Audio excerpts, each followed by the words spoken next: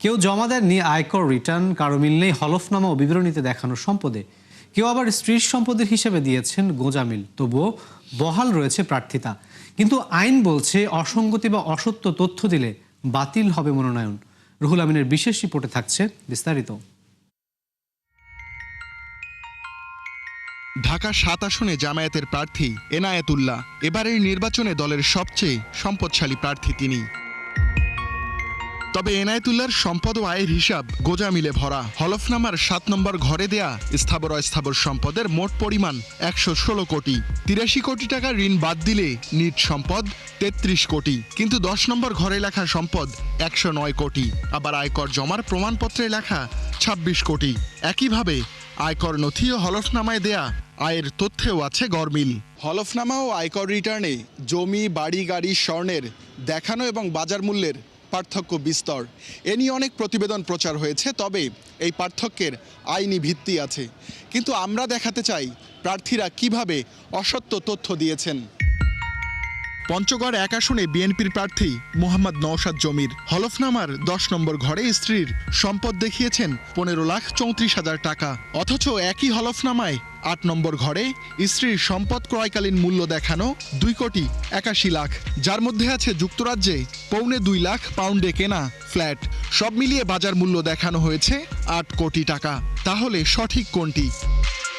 নওশাদ জমির ১ বছরেই আয় দেখান ৪৫ লাখ টাকা, অথচ তার সম্পদের পরিমাণ মাত্র ৮০ লাখ। পূর্বাচলে ১০ কাঠার প্লট আছে এই প্রার্থীর, যার অধিগ্রহণকালীন মূল্য ২০ লাখ টাকা, আর বর্তমান আনুমানিক দাম দেখিয়েছেন মাত্র ১ কোটি। বিএনপির এই প্রার্থীর আয়কর নথি যাচাইয়ের চেষ্টা করে ৭১, কিন্তু ইসির ওয়েবসাইটে মিলেছে শুধু স্ত্রীর কর নিবন্ধন বা টিআইএন।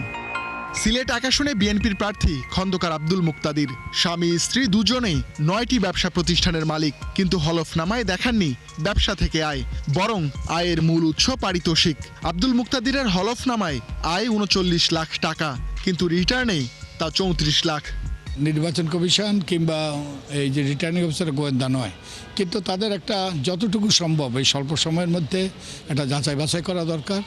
তারপরে পরবর্তীতে তারা যে আমরা প্রস্তাব করেছিলাম যে নির্বাচনের পরে যারা নির্বাচিত হবে তাদের যেন তারা এগুলো অডিট করে, খতিয়ে দেখে, শুধু হলফনামাই নয় এবং তাদের নির্বাচনী ব্যয়।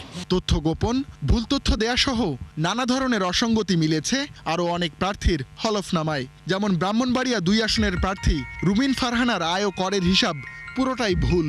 পারিবারিক সূত্রে পাওয়া সম্পদের কোনো মূল্য দেখাননি তিনি, অথচ গণপ্রতিনিধিত্ব আদেশ অনুযায়ী অসত্য তথ্য দিলে প্রার্থিতা বাতিলের ক্ষমতা আছে নির্বাচন কমিশনের। নির্বাচন কমিশনের পক্ষে এককভাবে এটা করা সম্ভব না, এবং নির্বাচন কমিশনের যেহেতু কোনো স্থানীয় পর্যায়ে অফিস নাই, তারা সরকারি প্রশাসনের উপরে নির্ভরশীল, তারা এলাকা ভিত্তিকভাবে এতগুলো প্রার্থীকে দেখার কিন্তু সুযোগ ওনারা পাচ্ছেন না। যেটা হয়তো বাস্তব ক্ষেত্রে সম্ভব হতো সেটা হলো যে এইগুলোর ক্ষেত্রে কোনো কোনো জায়গায় দুর্নীতি দমন কমিশন তাদের মতন করে এটাকে বিশ্লেষণ করতে পারবেন কিনা বা এনবিআর এর কাছে তথ্য চাইতে পারবেন কিনা, সেই সংস্কারটা জরুরি। বিশ্লেষকদের মতে নির্বাচিত জনপ্রতিনিধি জবাবদিহির মধ্যে এলে ইতিবাচক বার্তা যাবে সামগ্রিক রাষ্ট্র কাঠামোয়। রুহুল আমিন, ৭১, ঢাকা।